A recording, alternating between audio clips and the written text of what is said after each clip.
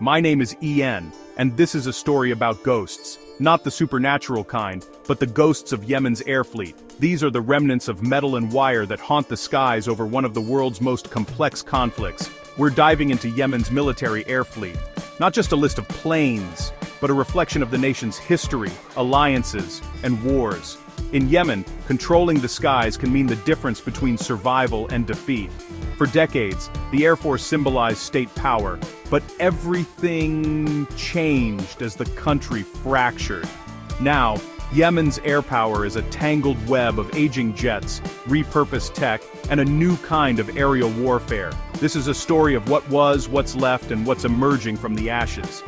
We'll look at the legacy fleet, the helicopters, and the immense challenges that have grounded much of this force. Finally, we'll explore a future that might not be defined by jets, but by something else entirely. This is the story of an air force caught between a powerful past and a revolutionary future. Let's untangle the ghost fleet. Welcome to Yemen's skies. Let's begin. To understand Yemen's air force today, you need to know there wasn't always just one. Before 1990, there were two Yemens, each with its own air force, backed by opposing Cold War powers. The North had a mixed fleet, the South, a standardized Soviet arsenal. Unification in 1990.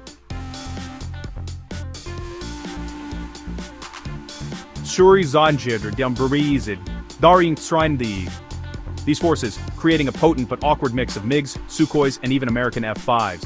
For a moment, this unified air force symbolized hope, but unity was fragile. The 1994 Civil War saw the Air Force turn on itself, with Northern and Southern pilots fighting each other. After the North's victory, the Air Force was consolidated, but trust was shattered. Years of strained budgets and aging equipment followed. The Arab Spring in 2011 fractured the military along political and tribal lines. Air bases became battlegrounds, and the command structure dissolved. By 2014, civil war and Saudi-led intervention delivered the final blow. Coalition airstrikes targeted runways, hangars, and aircraft, dismantling Yemen's air power.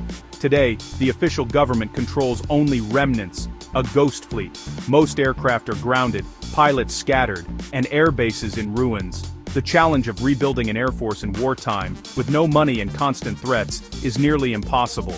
The focus has shifted. Yemen's skies are now dominated by other powers and new technology. The Air Force is a memory, its legacy a cautionary tale. What remains is a collection of grounded airframes and lost potential. The story is one of decline, division, and destruction. Yemen's air power is now a shadow of its former self. The skies have changed forever. The ghost fleet is all that's left. Let's talk about the crown jewels of Yemen's Air Force, the MiG-29 Fulcrum and the Su-22 Fitter. The MiG-29 was Yemen's elite air superiority fighter, a symbol of state power and deterrence. These jets saw combat in the 1994 Civil War, and later against Houthi rebels. But high-performance fighters need constant maintenance, spare parts, and trained pilots. After 2011, and especially post-2015, those resources vanished. Supply chains were cut, technicians fled, and air bases were bombed. Today, most MiG-29s are destroyed or inoperable, hulls left to rust on bombed-out tarmacs. Yemen's air superiority was lost not in dogfights, but through attrition and logistics. The Su-22, a rugged ground attack aircraft, was the workhorse for striking enemy positions. Its variable sweep wings and tough design made it ideal for Yemen's rough terrain. Su-22s were vital in both civil war and counterinsurgency, but age and lack of parts took their toll. Coalition airstrikes targeted these jets, decimating the fleet. A few may survive, hidden away, but their days as an organized strike force are over. The last interceptors and strike jets have been silenced. Yemen's once proud air power is now a collection of grounded relics. The MiG-29s and Su-22s are ghosts, symbols of a lost era. Air superiority is now a memory. The skies are empty. The spearhead of Yemen's air force is gone.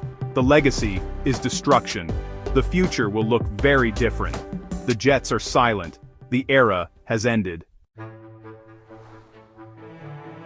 Beyond the jets, Yemen relied on lighter attack aircraft for close air support. The Aero L-39 Albatross, a trainer-turned light attack jet, became a battlefield staple. Cheaper and more nimble than the big Sukhois, the L-39 could operate from short runways and deliver precise strikes. But flying low and slow made them vulnerable to anti-aircraft fire and missiles. The chaos after 2015 left many L-39s destroyed or captured, some even displayed by Houthi forces. Yemen also acquired Chinese K-8 Karakoram jets, modern trainers with light attack capability. These versatile aircraft were perfect for Yemen's conflicts, but their grounding marked a major loss. Without these ground pounders, government forces lost vital air support. The front lines became even more dangerous, and reliance on coalition air power grew. The loss of these jets is a tactical disaster. The Air Force's practical tools are gone. The ground war is now even harder. Logistics win wars, and Yemen's transport planes were its lifeline. The Antonov An-26, rugged and reliable, connected remote outposts and moved troops, supplies, and the wounded. Larger Ilyushin Il-76 and a handful of C-130s handled heavy lifting, but maintenance was always a struggle. When the war escalated, coalition airstrikes targeted these slow, vulnerable planes. Satellite images showed burning wrecks on Yemen's main airfields. The destruction of the transport fleet isolated government forces and crippled logistics.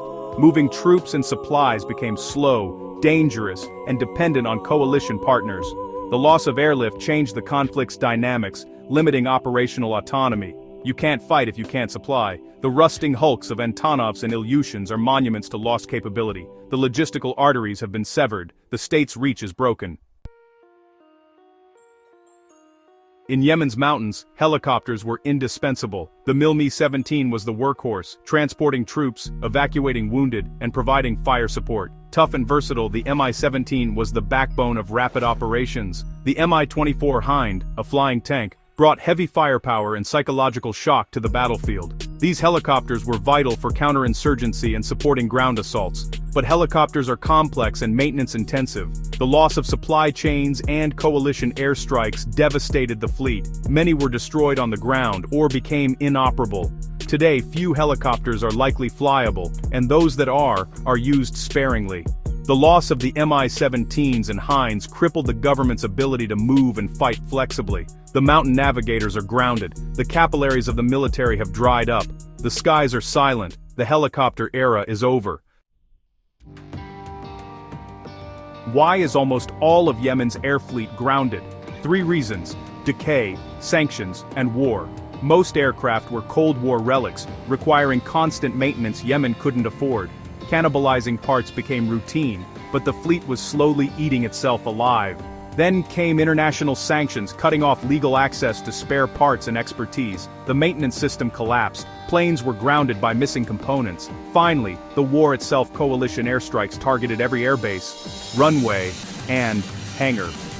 The goal was air supremacy, destroying Yemen's air force before it could take off. The result was a clinical dismantling of air power infrastructure.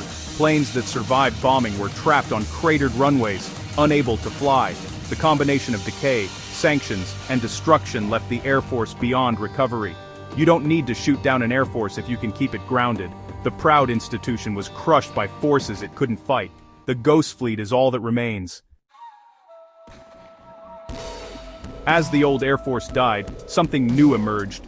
Drones. The Houthis, unable to buy jets or rebuild air bases, turned to drones, first for reconnaissance, then for attack. With Iranian support, they developed a sophisticated arsenal of UAVs. Kamikaze drones like the Qasef series became flying bombs, cheap and hard to stop. Advanced Samad drones struck deep into Saudi Arabia and the UAE, targeting critical infrastructure. Drones became the Houthis' long-range artillery and strategic weapon. Reconnaissance drones provided real-time intelligence, rivaling conventional air forces. The future of Yemen's air war is now a clash of philosophies: expensive coalition jets versus low-cost, high-volume drones. Yemen is the laboratory for this new era of asymmetric air power. You no longer need a billion-dollar air force to threaten a nation's capital. The barrier to entry for air power has dropped dramatically.